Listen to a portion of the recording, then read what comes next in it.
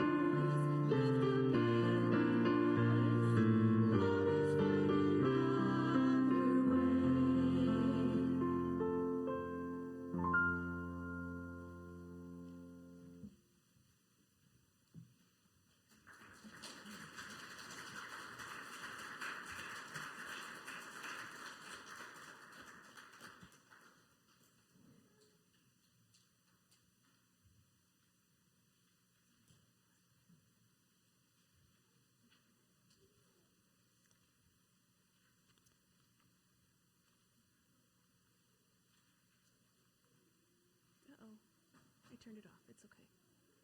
All right.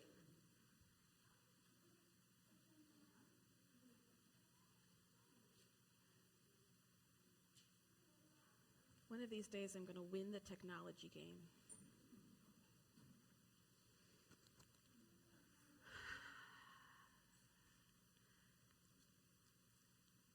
This is not the way to start an Easter sermon. But friends, it is spring. And so that means it is time for my annual considering if it is now time to and how to make friends with the local crow population.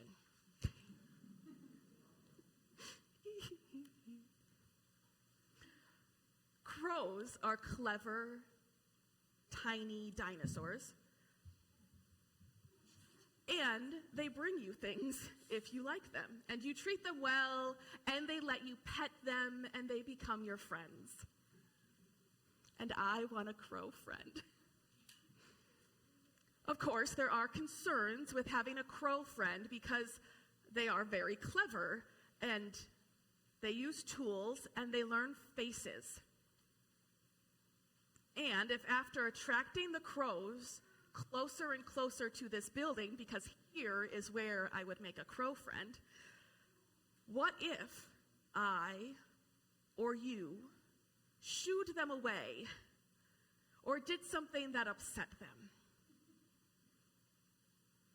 Crows learn faces, and when you upset them, you are now their enemy. And they will scream at you and maybe dive bomb you if they recognize you. And they teach their whole murder, their collection of their friends, the faces to be concerned about.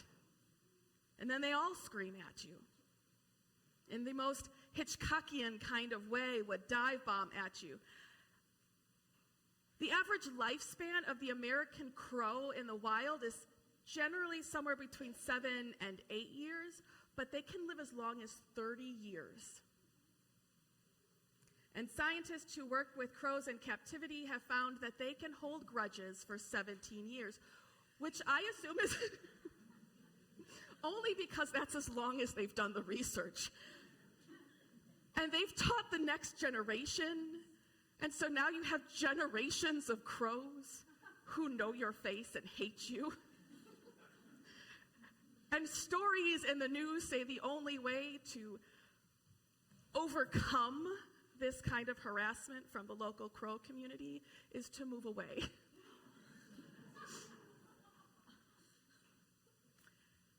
Yeah, in other science, this is why I don't invite her very often.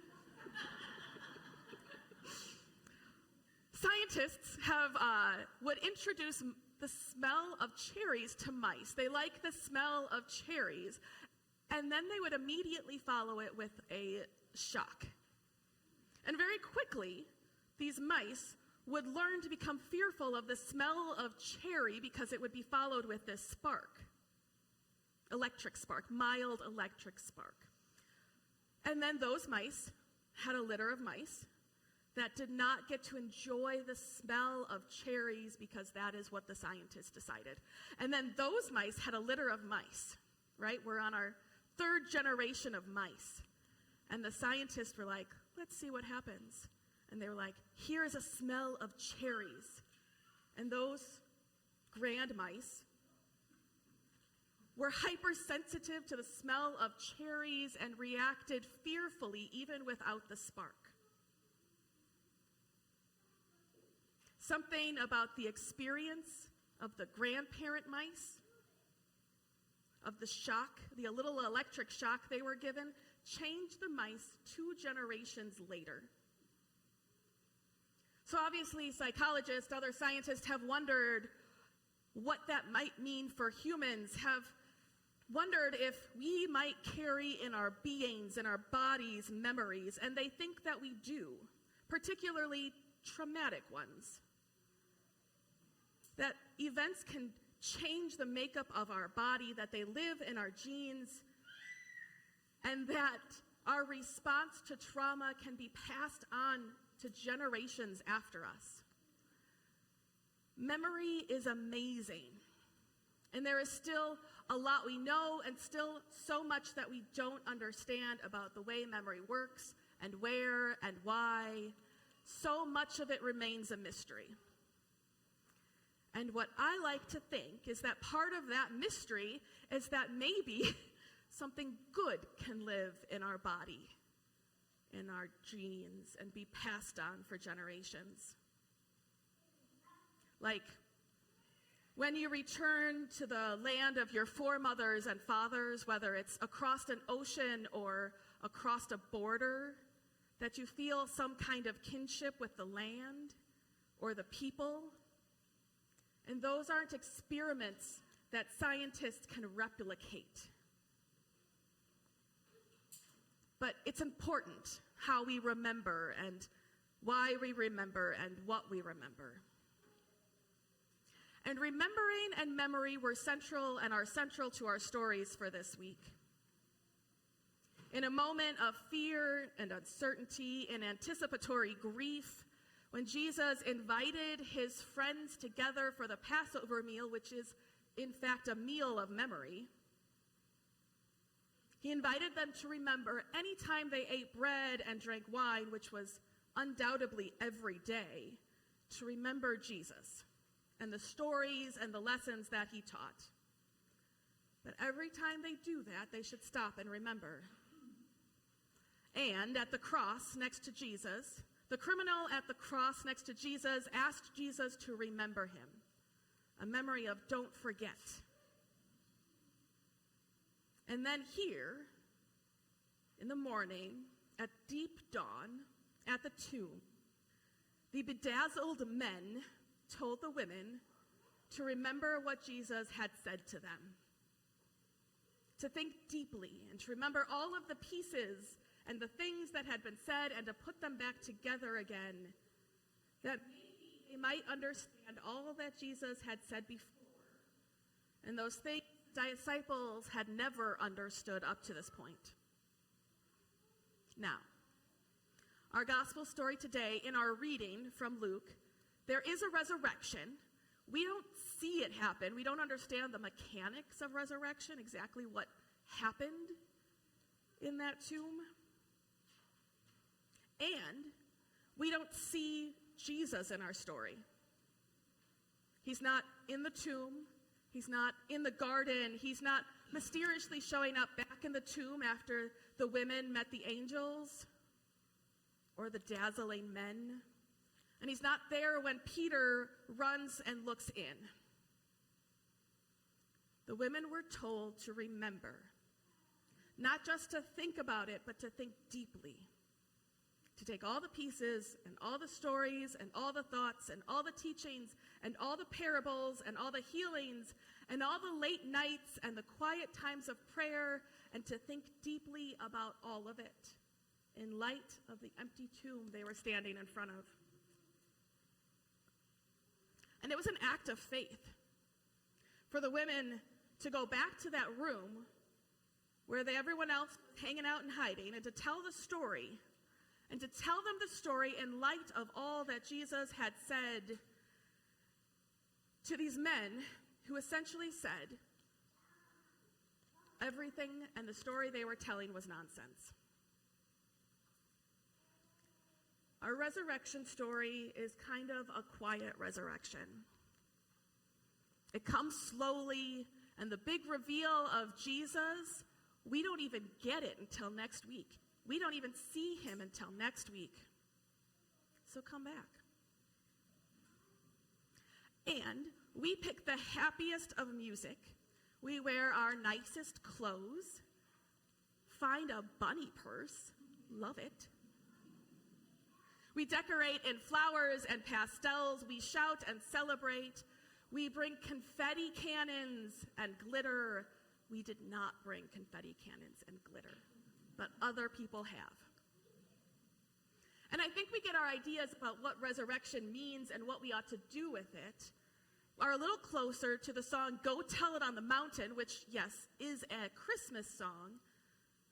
But it's the idea that we need to do something, we need to go somewhere, we need to act, participate. We get a little judgy of the disciples who are hiding up in a room doing nothing. Get up. Be useful. Do something.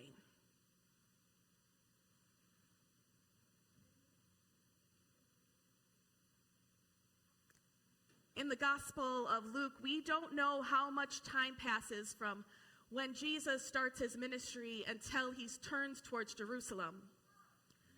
But as Jesus enters Jerusalem, the story slows down dramatically. Slows down towards the end. We make it to Jerusalem, and it takes chapters. And then there's Jesus' arrest and trial and crucifixion. And then the women make spices and oils to anoint Jesus' body. Before they can finish the job, they stop to participate in Sabbath, as was their custom, their tradition, and their covenant. And it kind of seems like the whole story pauses with them. And we don't know what they did for the next few hours, the next day. I imagine they slept, because I don't think they slept from the time Jesus was arrested until he was killed. They were probably exhausted, full of grief. Maybe they spent the next day's hours awake, staring into the silence. Hopefully someone had prepared food before the Sabbath, so they weren't just starving, but maybe they weren't able to eat anyways in their grief. But I always think that the women didn't sleep that night, the one that was heading into the end of the Sabbath. That they were waiting for the sun to rise, just the first glimmer of light for them to get up, that in their grief and their care and their love for Jesus seized them in a way that they ran out the door just as the sun began to rise, to reach Jesus, to care for the body, because that is all they thought they had left. They rose early in the morning, and they found the tomb empty, and they found the bedazzled men who asked them why they were looking for the living among the dead, and it's because they thought he was dead, and you don't leave living people among the dead, you leave them with the dead. It was very confusing, I'm sure. And the bedazzled men's call to them was to remember. It wasn't like the other Gospels to go to Galilee. And it wasn't even to go tell the disciples. They said, remember. There was nothing more that they needed to do or hear or say. They already had what they needed to know. They'd already seen what they needed to see. They'd already heard what they needed to hear. They'd already experienced what they needed to experience. The world was different now in this moment. The world was more than it had seemed to them when they got up in the morning, and they needed to remember how they got there. And in my head, it looks like one of those scenes from a movie where the person has no memory of their past, and all of a sudden it comes flooding back in.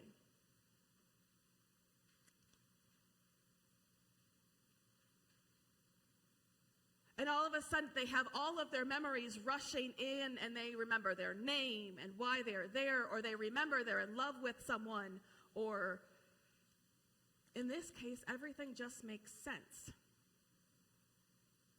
That they had seen and heard everything they needed to learn from Jesus, and it all came flooding back, and everything fell into place, and it was perfect.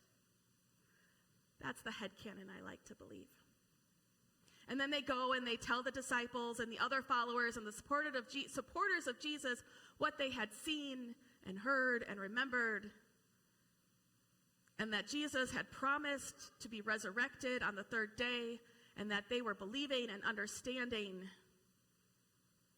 at least enough to run back and tell the story. And the disciples' response was, these women be womening again and speaking nonsense. I just want to call that out because that's terrible, and I don't really care that they say, I care that they say it. They're not the point of my story, but it was rude. Now, if you were here last week,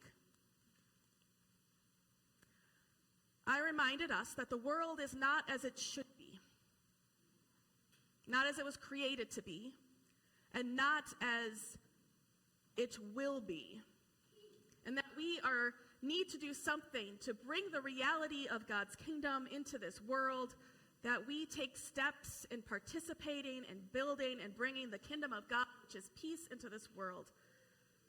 And I want to hasten that world, that peace. I want to be a person of action.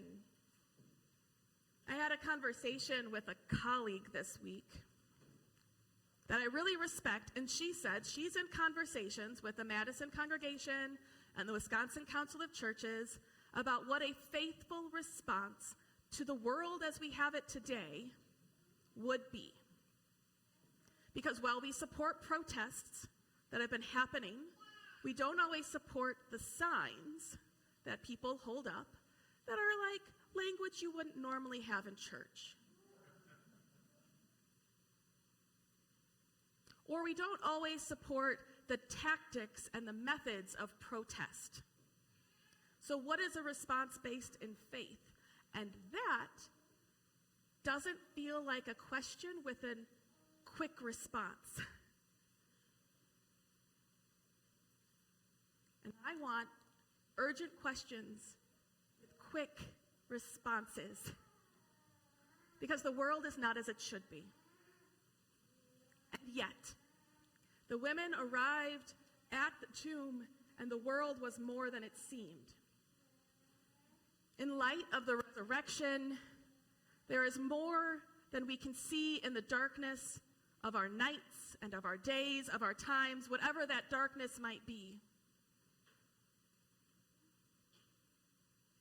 And I think the idea of images flashing through their minds and it all coming together perfectly and them perfectly understanding is a really fun idea. It's probably not the reality. I think I hit it twice.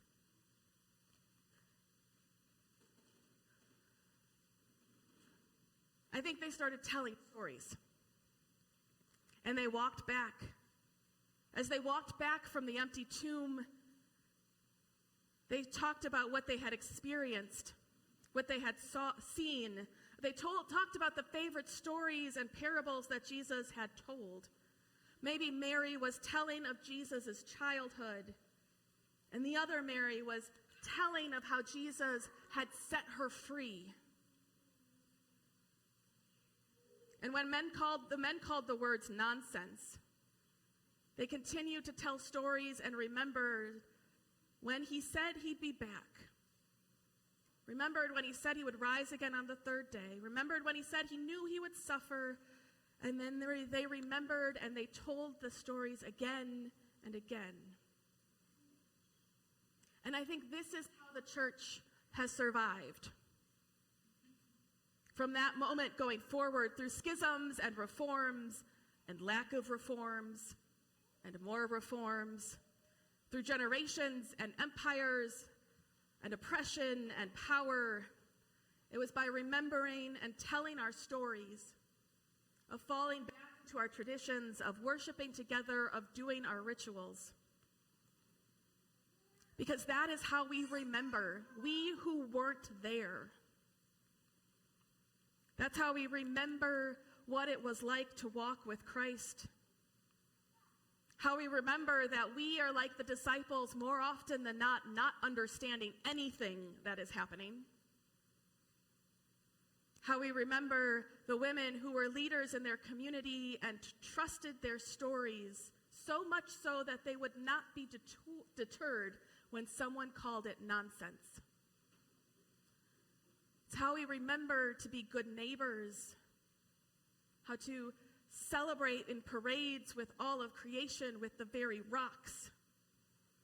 How we remember to search for the lost, to widen the table, to feed and to heal, to free. It's how we know that the world is not as it should be and is more than it seems. there is new life, and there is hope, and there is resurrection. And to see it, to really, really see it, sometimes we have to stop. Sometimes we have to notice and reflect and remember. Sometimes we have to share bread and share stories. Share in traditions, sometimes even look for eggs outside. Sometimes it is breathing in the Spirit and remembering what we already know. Sharing with each other what each of us knows. And it calls us back into the life of Christ and lets us trust the story and trust each other and trust in God and trust the next steps when it comes, because it will be there. The world is not as it seems.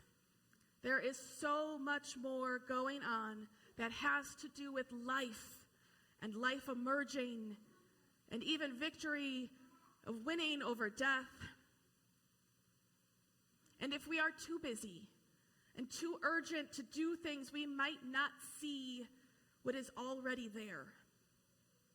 We might not know that what we need is already in us and among us. We remember, we go back, we go back, we go back, and we remember, we read and tell the stories, we do our rituals, we gather at this table and around our font, and we bring all of the pieces together in light of the resurrection and the world as it is surprising beyond the darkness. And we will understand that the world that God has already made and is revealing to us in the resurrection is already here, and we can trust that. And we can rest in that. And we can take our next steps in that. Beloveds, the world is more than you think it is. It is already full of hope, and you already have it in you.